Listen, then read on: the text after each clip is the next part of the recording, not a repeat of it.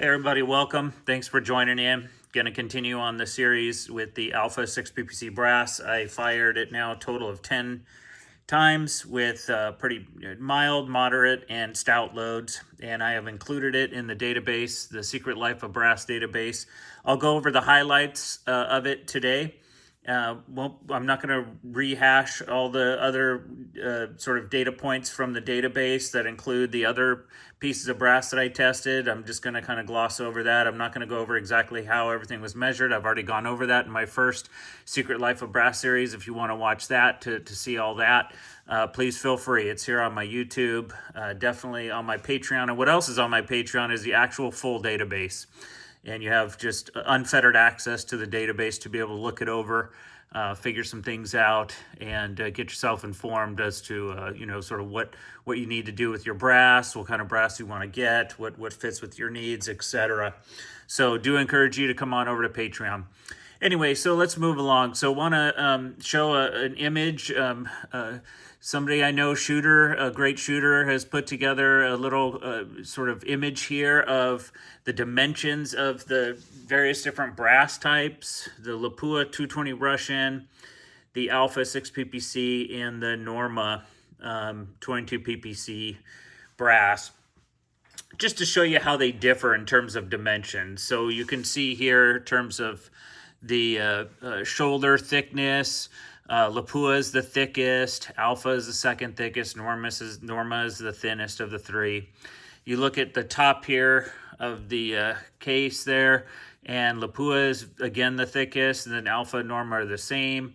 Look at the sort of central body thickness. Lapua is the thickest, Alpha is then in the middle, Norma is the thinnest. Then you look down here by the case head. This is probably getting down near the 200 datum line there, where the Lapua is the thickest, Alpha is the second thickest, and Norma is the thinnest by quite a margin. And then you look at case head thickness, and these numbers match up with the case head thickness metrics that I do with the way that I measure case head thickness. The way this was measured is the person I know sliced pieces of brass open and actually had them measured, physically measured. But the way that I measured it, actually, the data merges with this measurement. So it looks like, in essence, the way that this data was drawn sort of validates the way that I measured case heads and merges with my data. So anyway, there you go. There's some dimensions there for you to look at. All right, and then after shooting all the groups, I shot again 5-shot groups with the Alpha brass and included that in this data set. And from here you can see the line here with Alpha, and this is the group size. And I was impressed with the group size for the Alpha. The Alpha was able to get several groups in the ones. I counted all of them up, and it got 3 groups in the ones. The only other brass brand that was able to get that was the Norma 6 PPC with 3 in the ones. And then Starline had one tiny one. Anyway, so all that to say is I was pretty impressed with the precision, which to me is kind of the ultimate outcome. So here's some examples of the groups. Okay, you can see some are a little bit wider than others, but you can see when there's small ones, they're pretty small. So I was very happy with the groups. I thought to myself, cool, because I'm really not shooting to tune. I'm shooting sort of some known loads that typically get good tunes. But to see that, in general, most of them are pretty good. Most of them were circular in shape, and I got, a lot of ones. Very happy about that. And then, so the velocity data, so I put a video out the other day showing velocity data, and I don't know what was going on, but people did contact me about that and said, hey, that's a wide spread there you got. And so, I thought, well, yeah, it was a wide spread. I was seeing, pretty large differences between Alpha and the other brands. Now, mind you, I shot these other brands a while ago. What I like to do is shoot them all at the same time. So if there's any difference in the atmospherics or the chronograph isn't working right, you know, then all of the variance on that is shared. But here I shot the 4 brass brands a while ago, and now I'm kind of catching up with doing alpha later. So I recognize that, you know, yes, the chronograph may have been working fine back then, but all of a sudden, you know, is acting wonky today, or excuse me, the days where I shot the alpha. So not my ideal testing setting to do them on separate days. I like to shoot all my firings on the same day, same atmosphere, etc. Anyway, so what I did after I saw, man, there's a large split in velocities. They're almost like on average 100 feet per second. I went ahead and I just loaded, I took the brass from the brass brand test that I did before, one piece of each of the Norma 22 ppc, one of Starline, one of the Norma 6 ppc, one of the Lapua 220 Russians, and one alpha, virgin alpha case. Loaded them up with the same 28 grains of LT32, used the same bullet, same seating depth, same primer weight, same rifle, everything. The only thing that varied was the piece of brass. And I just fired one of each, and I tracked each one's velocity. And you can see here how they weren't that much different after I shot them. In fact, alpha, you know, had a lower velocity, well, on only one shot, which I know is not a great representative sample, but I'm not seeing anything here that tells me, oh yeah, 100 foot per second is easily explained. No, they all sort of kind of shot with similar velocities within 100 feet per second easily. So, you know, and this was on the same day. I used the same electronic powder dispenser at the exact same time. So this made me think, well, you know what? I don't know about those first couple firings. Maybe there's something going on with my chronograph, and this has not happened with my Garmin yet, but I did have one time with my lab radar where there was just one day and it just was registering everything really, really fast. I had to turn it off, reset it, recharge the battery, turn it off again, pull out the the external storage, put it back in to get the thing working right. So I don't know, maybe there's something going on at my range on particular days. I don't know what it is, but I have had these random, you know, at least one random day with the lab radar where it was giving me weird data. I think I may have had that same experience with the first couple firings here with this alpha. So I just want to say that you know, that may have been a little strange. So anyway, I shot all 10 and I averaged them out, and the average velocities on average after the all 10 firings didn't differ that much with all the brass brands. So you can see here, like Lapua, the average was 34.31, Norma 22 was 34.17, Norma 6 was 34.20, Starline was 34.37, and Alpha was 34.96. Alpha's still faster, but not that 100 foot per second spread that I was seeing. So I think it may shoot faster, but just not that fast. So I just want to correct that from that last video I sent out. Now, standard deviations for the alpha were tight. They were single digit, 8.66, which is good. Extreme spread was in the low 20s, which is good. And in case you're curious, the Aztec code for the alpha brass was 0.125, which is pretty low, especially relative to the others. I wonder if that's something that has to do with the case neck there, the Lapua being at 15, alpha. Well, I don't know. Maybe it's something that has to do with the metallurgy of the actual brass itself. But just curiously looking at that, the Aztec code was much lower than the other brands. Here's one interesting finding that I think is noteworthy. Overall length of the case. So, and I mentioned this in the last video, I'll just mention it again here real quick. After that first firing, it grew quite a bit. It grew to the point where if you have a 1.510 chamber, you may want to trim before your first firing because it grew up to that magnitude after the first firing. I have a 1.515, so I was okay with that. I was like, okay, I'll just trim after. So I did. I trimmed afterwards, So just be aware that you may want to trim before the first firing, especially if you don't have, a chamber that your overall length is very long, and it's kind of a short one. Anyway, so also, and I found this out too, the growth rate is fast. So, I know people have talked about like, oh, the normal growth rate is fast, but I actually found a much faster growth rate with this brass. I don't know why, I don't know what happened, but I had to trim it twice. I had to trim it after, after, of course, the first firing, and then I had to trim it after the 7th firing because it was growing quite a bit.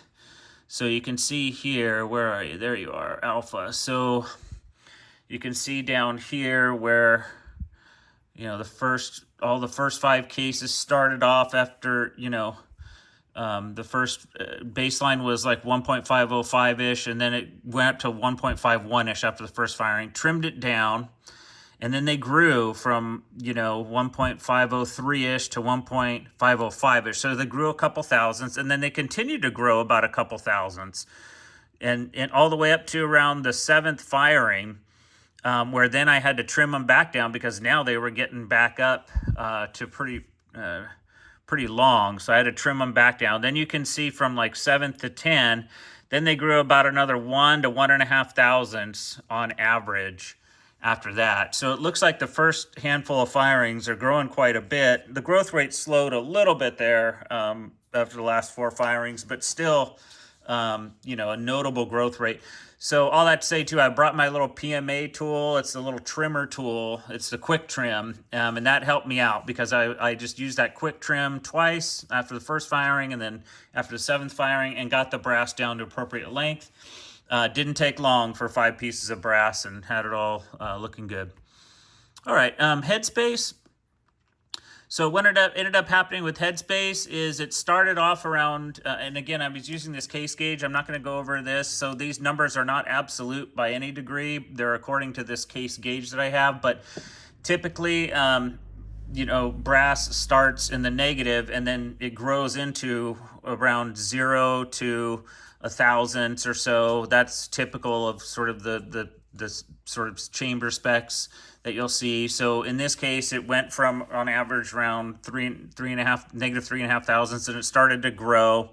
And again, the lower negative numbers, the larger negative numbers mean that it's short. The headspace is down shorter, and then as they get to lower negative numbers to 0, then the headspace starts to grow essentially. And so what I did is after the first firing, it got closer to where it would form in the chamber. Second, third, it got to about the 3rd firing where it started forming really well to the chamber. And then once I got to the high pressure loads, again, these 3 loads here are 30.5 of N133. This one is 30.7 of N133. And that last one is 30.5 of N1. So I shoot the last 3 are super stout. And you can see there where it every single piece fully formed. I mean, they were all at a 0.5 thousandths in the positive. So they all pretty much were fully formed at that point. And you can see that here, how the growth rate after 2nd firing, 3rd firing, 4th, you can see it, they all started growing 5th, 6th, 7th. Okay, they're growing 8th, 9th, but then once you get to 9, 10, and 11, the last 3, the real stout loads, boom, that's like fully fire formed. There's no variability in the headspace at that point. Okay, case head thickness. Again, this merges with what you saw. So on average, you're seeing like 0.189, 0.19 case head thickness. If you look here, that's alpha 0.189. That's the case head. So that's essentially the data I have here merges with the data that was done from cutting a piece of brass open and taking precise measurements. And that case head thickness did not vary much at all throughout the 10 firings. It pretty much stayed, around 0.185 to 0.19. So like, 0.5 thousandths variance, maybe 1 thousandths variance here and there. So case head thickness really did not change over the course of the 10 firings. Case web diameter. Okay, this one is an interesting one. the cumulative total of sizing, how much all 5 of those pieces of brass after they were fired and then sized. So how much did it size? Okay, so cumulative sizing, the Alpha cumulatively sized around the same as the Normas and the Starline, and not as much as the Lapua. Why? Because the initial size of the case web for Alpha was about the same as the initial size as the Normas and the Alphas. The Lapua case at that 200 datum line is wider than both of those brands by about 1.5 thousandths of an inch, sometimes 2 thousandths of an inch. So, or yeah, sometimes a little over 2 thousandths of an inch. So that's why Lapua was already kind of baseline before even firing it, already much wider than the Normas, the Starline, and the Alpha. So as the Alpha, Normas, and Starlines were fired, it would grow more, and then it would size more. So so that's the reason why you see the data on cumulative sizing. The total cumulative sizing for Alpha was just about the same as the Normas and the Starlines, and much more than the Lapua.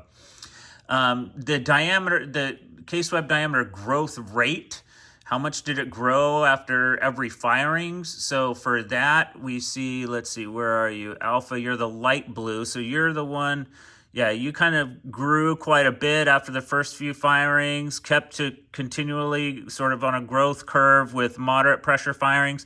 And then when you got up to pretty high pressure firings, you can see where you grew maximally and kind of leveled out under those high pressure sort of conditions. Oh, yeah, come on, graph. Come back. This happens sometimes. There we go. And so it's kind of like all the other brands essentially did the same thing, where they had massive growth with the first maybe 3, 4, 5 firings, and then they kind of leveled off with medium pressure, and then at high pressure all, expanded the total sort of maximum amount. And so, yeah, so nothing too surprising there with case web diameter, everything looking good. Primer pocket depth, basically nothing really changed there. In fact, I did have some change in the other brands where they where they got deeper, probably because I was shaving some brass off with every cleaning. After 10 cleanings, on average, they got a couple thousandths deeper. With Alpha, it didn't really get deeper. It got a couple thousandths shallower. I wonder if that's because of my cleaning process isn't absolutely perfect in cleaning out all the gunk in that pocket. So with the Alpha, I think I probably just didn't clean as well, or I did clean fine.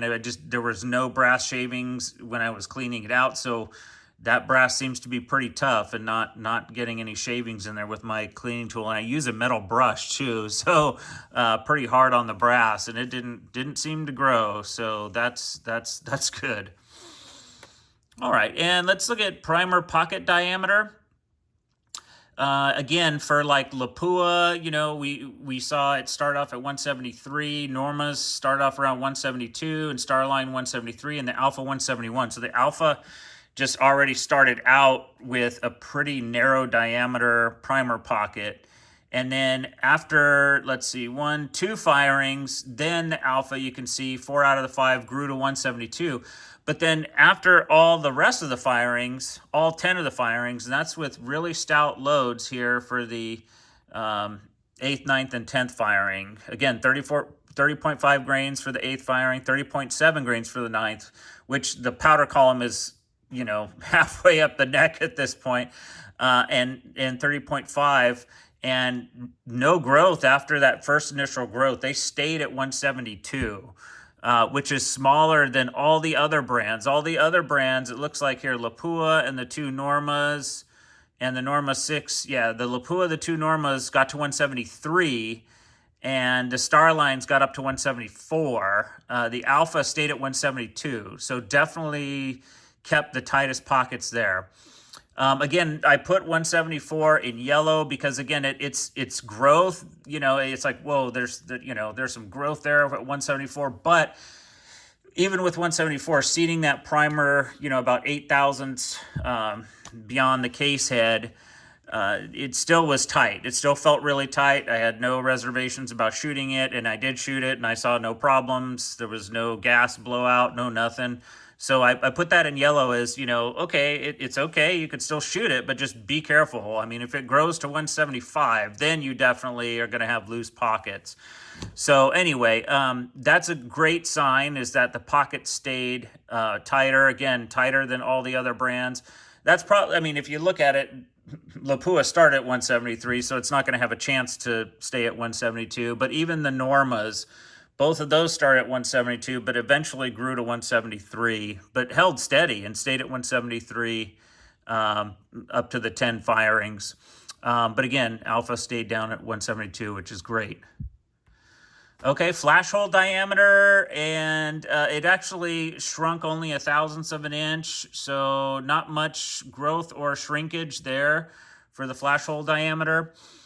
In fact, they started at 0.59. It looks like there was some change after the first firing, where some of them shrunk a little bit, but then they then they grew back in diameter after firing 7, and after firing 9, there was only one that was 1/1000th narrower relative to baseline. So it looks like there was some shrinkage and some growth, but only like 1/1000th of an inch throughout the firing process. But once you got to 10, there was only one at that point that was 1/1000th different than baseline, which is good. Some of the other brands did have some changes. The Lapua had 13,000 shrinkage, which is interesting. The Norma 22 PPC grew by only 1/1000th. Norma 6 PPC was the only one that had no change at all in flash hole diameter. Starline had about 6,000 shrinkage. So the Alpha, yeah, very small shrinkage. Again, no big deal at all. Looking good. Now here's another great piece to this whole thing, is I was tracking pressure signs. Every brass brand, the Lapua, the two Normas, and the Starline, with the first, Starline didn't have any pressure signs, but the Lapua and the two Normas did. There were certain pieces of that brass that would exhibit some pressure signs, with firing pin crater being, kind of the most prevalent, and then slight clicks. And with the Alpha brass, there was no pressure signs whatsoever. Everything was great. The primers looked great. There was no heavy, no click, or no heavy extraction. Everything basically went fine. So that checks out good. All right. So in summary, I guess I'll go back to the sort of very beginning of this, when I was just measuring aspects of the case. One, the case necks were pretty variable in thickness, so definitely turn those. You'll probably have to turn them anyway to fit your chamber, because they were pretty thick. But just be aware that there was a lot of variability from piece to piece, and even within piece. Like when I was turning the necks, I can feel, it's kind of, I definitely have some force going into this one to turn it, and then all of a sudden it gets really loose, and then it turns hard again. There was probably some even within brass piece variance on the thickness of the neck, but definitely there was brass thickness variance between pieces of brass. So just be aware, you turn these necks. You don't want anything weird happening with trying to chamber around or whatever, and it not chambering because the neck is thicker on one versus the other. So make sure you get those both trimmed. Next thing to be prepared for is the growth rate. Again, you may want to trim them down prior to even your first shot. Probably a good idea just to do that. And then be aware that the growth rate is probably going to be pretty fast and pretty quick on you. And in terms of precision and ballistics, expect it to do really well. Like I said, I was glad to see 3 1s out of those 10 firings. And ballistically speaking, it's probably going to be a little bit faster. Again, I don't put too much stock in my ballistic data. I think my chrono was acting weird the first couple firings, but I included that data anyway. And on average, it was nowhere near that reported 100 feet per second. So I want to correct that. On average, it was much less than that. but just be aware it may be a little bit faster than what you see with the other brands. OAL, again, expect a rapid amount of growth. And with case head thickness, very uniform, very consistent, very good. Case web diameter, expect a lot of cumulative sizing, but that seemed to be okay. Everything was really good there. Primer pocket depth was fine. Primer pocket diameter, once again, stayed at 172, which is great. We didn't see any growth after those stout loads. We saw some growth in the other brass brands after those stout loads, but none here with Alpha. The growth came a little bit early and then it leveled off, which is great. Flash hole diameter had very, very little change and no pressure sign. So I'm going to go ahead and say, you know, this Alpha brass thus far is going to be a great alternative to the other brass brands. Certainly competitive. I definitely like it. What I'm going to do here is I will continue to shoot this brass like I did with the other brass in this Secret Life of Brass test, where I just started shooting 30.2 grains of N133 several times just to see did the flash hole, did the primer pocket diameter grow, etc. I'm expecting good things with that test, but we'll see. So I'll continue on with my testing, but thus far it's looking really good. Thumbs up.